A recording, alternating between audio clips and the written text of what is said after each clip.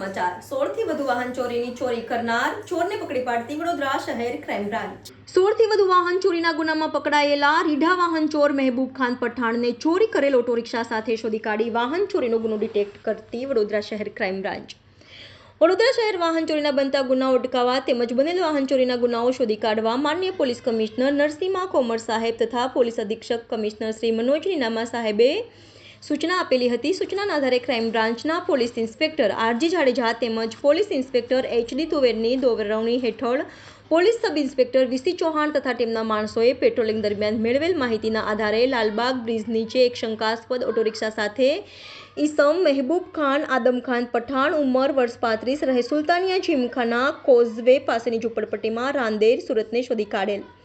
સદર ઈસમ ભૂતકાળમાં વાહન ચોરીના ગુનાઓ આચરેલ હોય।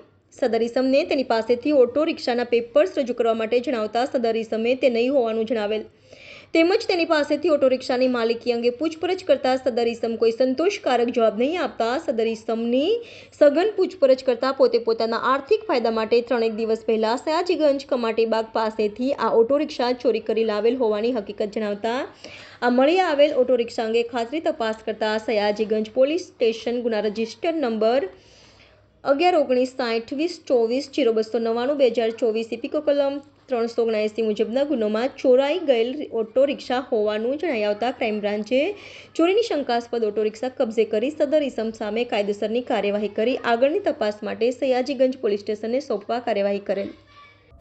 दिल से सोल्जर,